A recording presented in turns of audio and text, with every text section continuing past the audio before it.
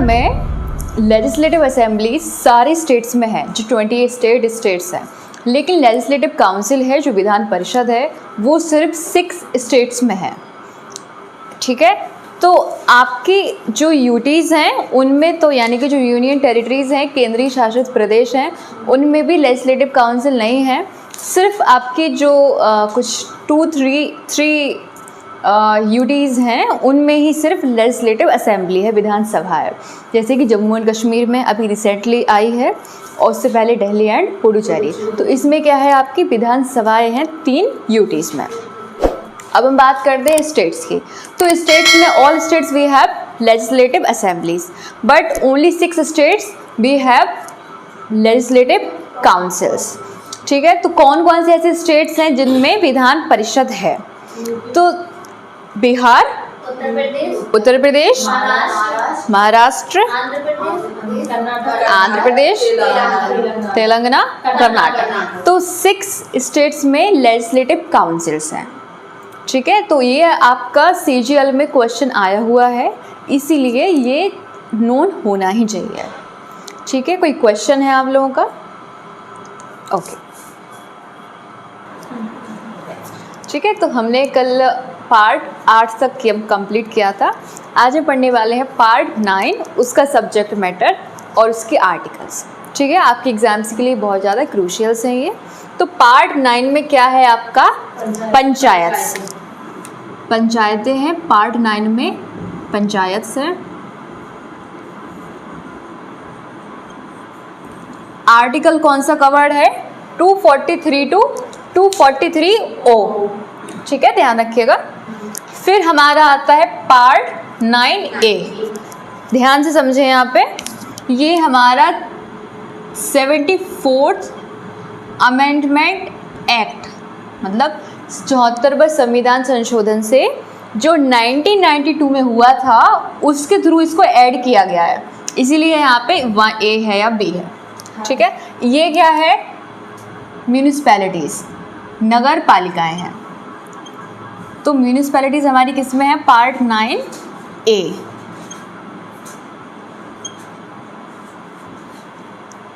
इसका आर्टिकल क्या है?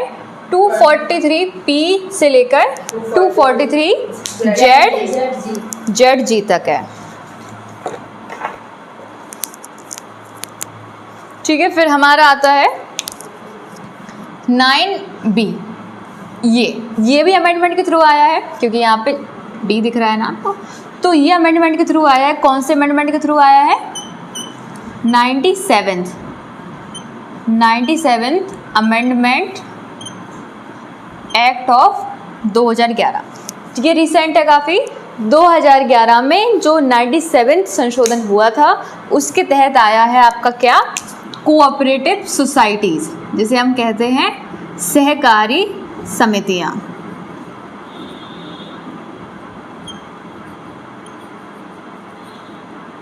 इसके कौन सा आर्टिकल कवर करता है? ये 243ZH से लेके 243ZT। ठीक है, तो आपका ये हो गया है 9A 9B। ये सारे जो हैं वो 243 में ही कवर्ड है। ठीक है, आर्टिकल्स में कवर्ड है। फिर आता है हमारा पार्ट 10। ठीक है, पार्ट 10 में क्या है? शेड्यूल्ड एंड ट्राइबल एरियाज, अनुसूचित और जनजातीय क्षेत्र।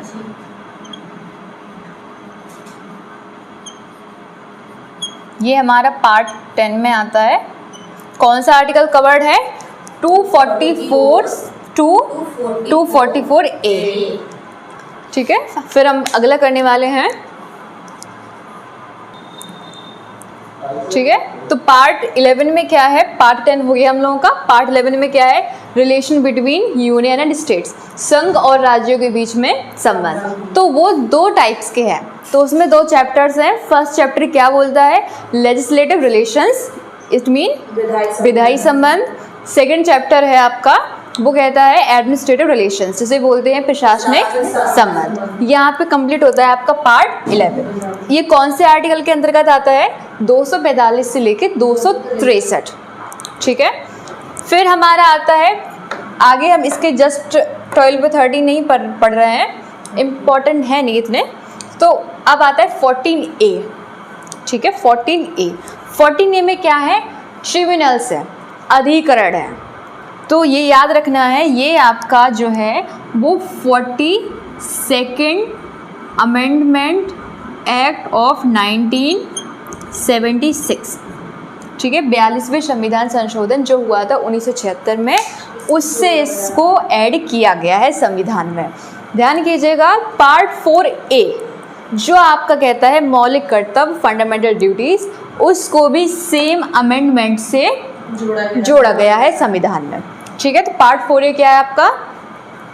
मौलिक कर्तव्य, ठीक है। इसी टाइम पर, सेम टाइम पर उसको भी ऐड ऑन किया गया था। तो ट्रिब्यूनल्स का आर्टिकल क्या है? 323A to 323B, okay. फिर हम अगला पढ़ने वाले हैं आर्टिकल 324। बताएं 324 कौन सा है? Election commission, okay, stop it, okay. तो पार्ट 15 में क्या है? निर्वाचन, इलेक्शंस। इलेक्शंस है आपके पार्ट 15 में, जो कौन से आर्टिकल के अंडर कवर्ड है? आर्टिकल 324 टू आर्टिकल 329, ठीक है। ये हम कवर कर चुके हैं टॉपिक। फिर आता है हमारा पार्ट 20। पार्ट 20 है 368 आर्टिकल, जो क्या बोलता है? अमेंडमेंट ऑफ द कॉन्स्टिट्यूशन, संविधान में संशोधन, संविधान का संशोधन, अमेंडमेंट ऑफ कॉन्स्टिट्यूशन। तो संविधान में संशोधन होता है वो पार्ट 20 के तहत आर्टिकल 368 के अकॉर्डिंग किया जाता है, ओके। तो ये आपके हो गए पार्ट्स। अब हम नेक्स्ट क्लास में पढ़ेंगे कुछ इम्पॉर्टेंट आर्टिकल्स हैं, शेड्यूल्स हैं। आप लोग फंडामेंटल राइट्स का बहुत अच्छे से रिवीजन करके आइएगा, ओके। कोई डाउट से कोई क्वेरी हो? Okay, thank you.